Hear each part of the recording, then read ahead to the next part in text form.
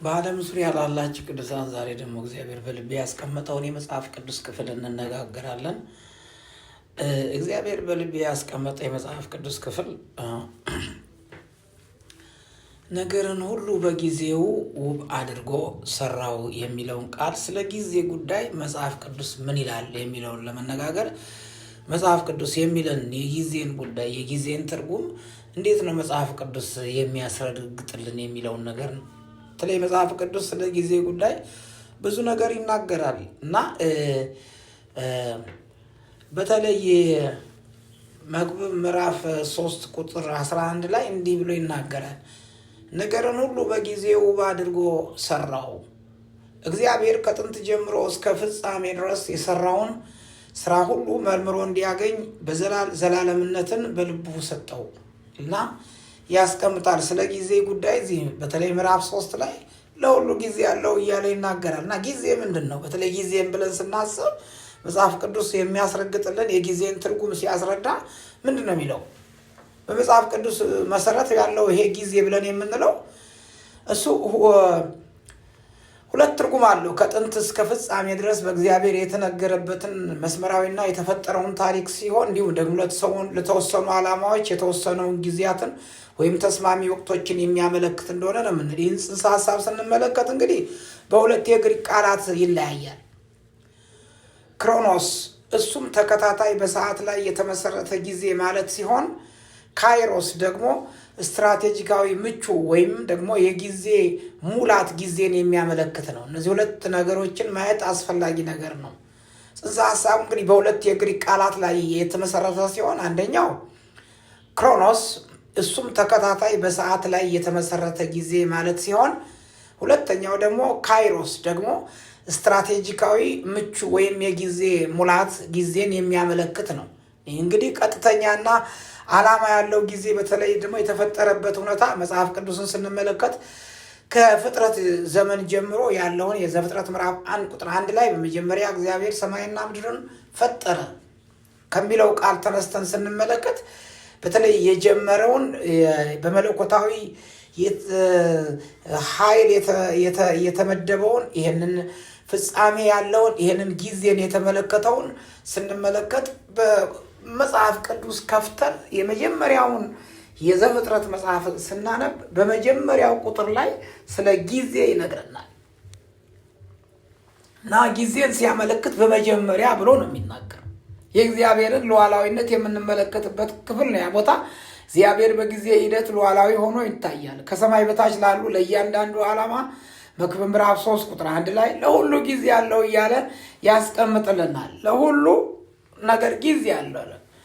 ስለዚህ ጊዜ የእግዚአብሔር የሚበጀት ታሪክ የሚገለጥበት ማዕቀፍ ሆኖ ያገለግላል። ከዓለም መፈጠር እስከ ወደፊቱ የክርስቶስ ሁለተኛ መምጣት ጊዜ ድረስ ያለ ነው። የተወሰነና ምቹ ጊዜ ብለን የምንለው የመጀመሪያው ካይሮስ የሚለውን ነገር ስንመለከት የተወሰነ ጊዜ ማለት እንደ ለአንድ የተወሰነ ክስተት ወይም ድርጊት በታሪክ ውስጥ የተወሰነ ጊዜ ሊያመለክት የሚችል ነው። የተወሰነ ጊዜ ካይሮስ ከክሮኖስ ጋር አዲስ ኪዳንን ስናገናኝ እነዚህ ነገሮች ካይሮስ ጥራት ያለውና ምቹ ጊዜን የሚያመለክት ሆኖ እንመለከታለን። የካይሮስ ምሳሌዎች ኢየሱስ በፋሲካ እራት መጥቷል የሚለውን ጊዜ ይናገራል። ማቴዎስ ምዕራፍ 26 ቁጥር 18 ላይ ያለውን ስንመለከት እስቲ ወደዚያ ክፍል ሄደን ማቴዎስ ምዕራፍ 26 ቁጥር 18 በደንብ ስለዚህ ጉዳይ አስረግጦ ይነግረናል። የማቴዎስ ወንጌል ምዕራፍ 26 ላይ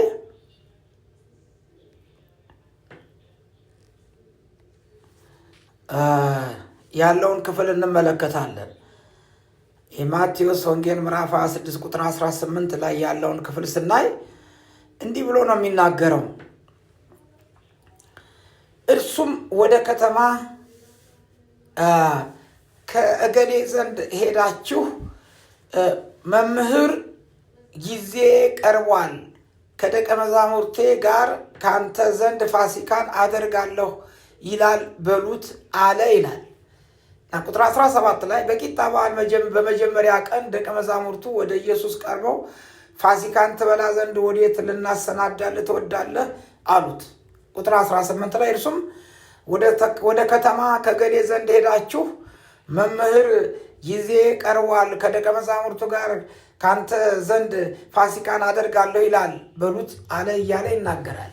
የፋሲካ ጊዜ በቀረበ ጊዜ ፋሲካ የሚዘጋጅበትን ያንን ጊዜ በደንብ አድርጎ ሲያመለክት ጌታችን ኢየሱስ ክርስቶስ የተናገረውን ክፍል እንመለከታለን። ይሄ በደንብ አስረግጦ የካይሮስ ምሳሌ ሆኖ እንመለከተዋለን። ዓላማ ካይሮስን መረዳት ግለሰቦች ለእግዚአብሔር ጊዜ ንቁ እንዲሆኑ፣ ታጋሽ እንዲሆኑና የአሁኑ ጊዜ ለክብሩ በመጠቀም ከፈቃዱ ጋር እንዲጣጣሙ የሚያደርግ ነው። ምክንያቱም ጊዜውን ከተረዱ፣ ጊዜውን ካወቁ ሰዎች በጊዜ ውስጥ ማድረግ የሚገባቸውን እግዚአብሔርን የሚያስደስተውን ነገር ለማድረግ የሚተጉበት እንደሆነ እንመለከታለን። በመጽሐፍ ቅዱስ ጊዜ ማለት ይሄ ስለ ጊዜ እያወራን ያለ ነውና ሁለት እቅፍ በተለይ ደግሞ ለጊዜ ሁለት ማለት እቅፍ የዕብራይስጥና የግሪክ ቃላትን አሉ። እነዚህ በመጽሐፍ ቅዱስ ውስጥ ለጊዜ የተለያዩ ቃላትን ይጠቀማል። እያንዳንዳቸው የተለያየ ትርጉም አላቸው እና እንግዲህ ክሮኖስ ማለት ይህ የዘመን አቆጣጠር ቃላችን ስር ነው። ተከታታይ መጠናዊ ጊዜን ያመለክታል። በሶስት ነገሮች ላይ ትኩረት ይሰጣል። አንደኛው የሰዓት መምታታትን ያሳያል። ሁለተኛ የወቅቶችን ማለፍን ያሳያል። ሶስተኛ የታሪክ እድገትን እናያለን። በጊዜ ውስጥ በእነዚህ ክሮኖስ ብለን በምንለው የዘመን አቆጣጠር ጊዜ በዚህ ውስጥ ያለውን ጊዜውን ከፍለን ስንመለከት እነዚህ ሶስት ነገሮች ላይ ትኩረት ይሰጣል። አንደኛው የሰዓት መምታታትን፣ ሁለተኛ የወቅቶች ማለፍን፣ ሶስተኛ የታሪክ እድገትን የሚያሳይ ነው። ስለዚህ ወገኖቼ በዚህ በዘመን ጉዳይ ላይ አንስተን ስንመለከት ጊዜ ሊለካ የሚችል ሲሆን በእነዚህ ውስጥ ደግሞ በሰከንዶች፣ በደቂቃዎች፣ በሰዓታት፣ በዓመታት ያለውን ሁኔታ ስንመለከት ናም እዚህ ያለ ረጅም ጊዜ የሐዋርያት ሥራ ምዕራፍ 14 ቁጥር 3 ላይ አንድ ነገር ይናገራል። ሐዋርያት ሥራ ምዕራፍ 14 ቁጥር 3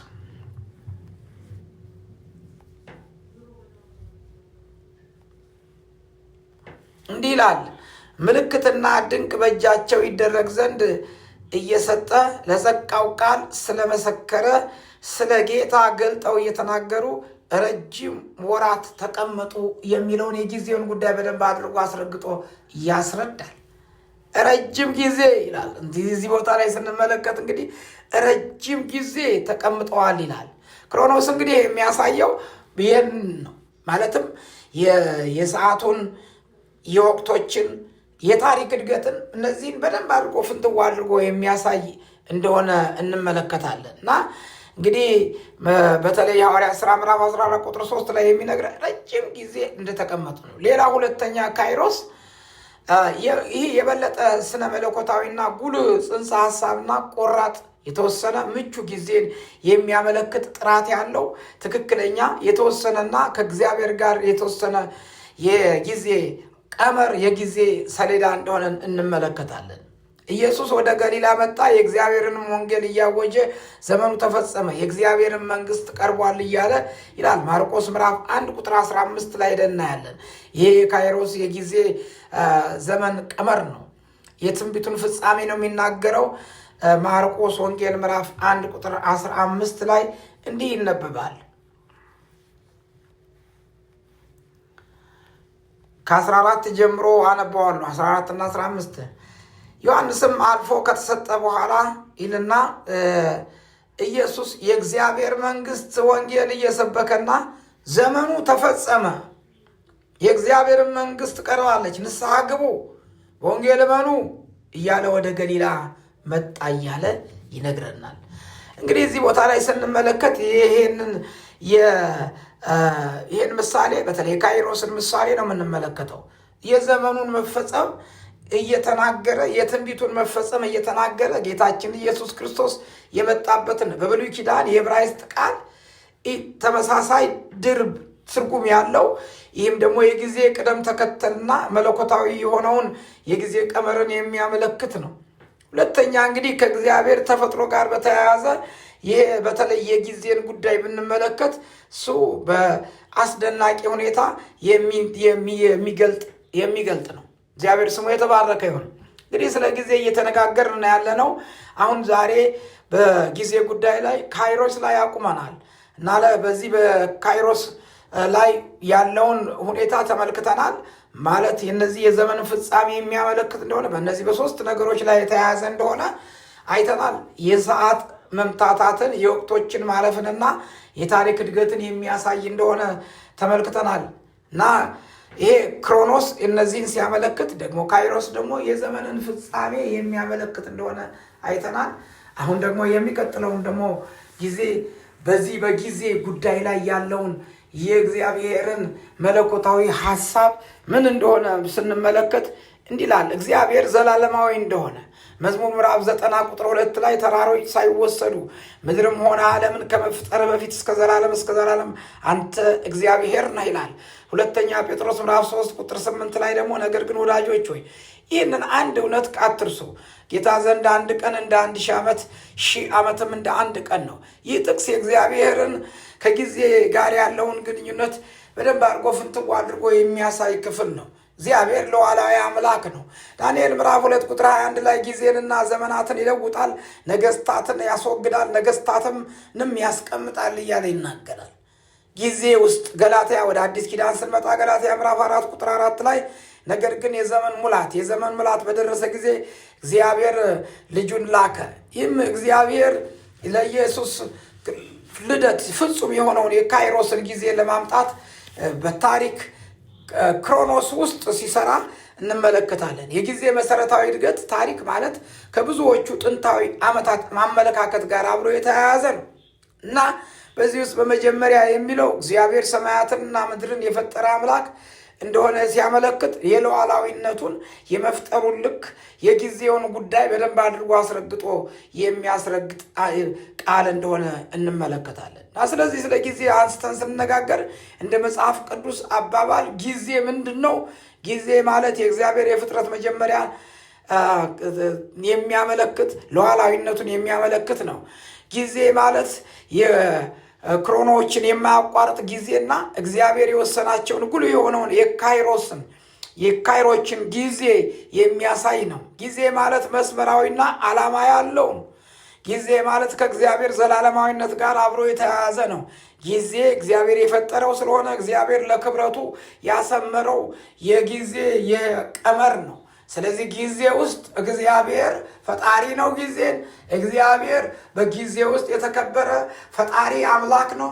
እግዚአብሔር የሚሰራ አምላክ ነው። ስለ ጊዜ ስናነሳ በጊዜ ውስጥ ጊዜን የፈጠረ ጌታ፣ ጊዜን የሚከብርበት ጌታ የእስራኤል አምላክ እግዚአብሔር ብቻ ነው። የአብርሃም የይስሐቅ የያዕቆብ አምላክ እግዚአብሔር አንተ ገናና ንጉሥ ነህ። በጊዜ ላይ አንተ ኃያል ነህ። በጊዜ ላይ ዛሬም ትሰራለህ።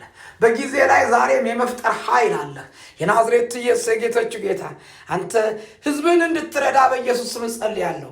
ከዚህ መልእክት የተነሳ በጊዜ ላይ አንተ አንደኛ እንደሆንክ፣ በጊዜ ላይ እየሰራህ ያለህ፣ በጊዜ ላይ የከበርክ ጌታ እንደሆንክ በኢየሱስ ክርስቶስ ስም ሕዝብ እያወቀ እንዲኖር በኢየሱስ ስም እኔ ጸልያለሁ። ገናናውና ኃያሉ ንጉሥ ብርቱ ጌታ እኔ ሴት ባሪያዎች ወንድ ባሪያዎች ለታማኝ እጆች አስረክባለሁ። እግዚአብሔር በጊዜ ላይ የሰለጠንክ የጊዜ ፈጣሪ አምላክ ዛሬም ቅርብ የሆንክ ጌታ በጊዜ ሁሉ ላይ የምትሰራ በኢየሱስ ክርስቶስ ስም በእነዚህ ዘመናቶች ሁሉ አንተ ገናናና ሉዓላዊ ሆነህ የኖርክ ጌታ ሕዝብህን እንድታስብ እኔ ጸልያለሁ። ከዚህ መልእክት የተነሳ የእስራኤል አምላክ እግዚአብሔር ሉዓላዊነትህን ሕዝብህ እያሰበ እንዲኖር በኢየሱስ ስም ጸልይ። ኃይል እንድታደርግላቸው በኢየሱስ ክርስቶስ ስም ጸልያለሁ። ከዚህ መልእክት የተነሳ እግዚአብሔር ሆይ መነሳት እንዲሆንላቸው ጸልያለሁ። ሴት ባሪያዎች ወንድ ባሪያዎች እንድትባርክ ጸልይ። ስለ ሁሉ ክብር ላንተ በጌታ በኢየሱስ ክርስቶስ ስም አሜን ነው። ኢየሱስ ክርስቶስ ጌታ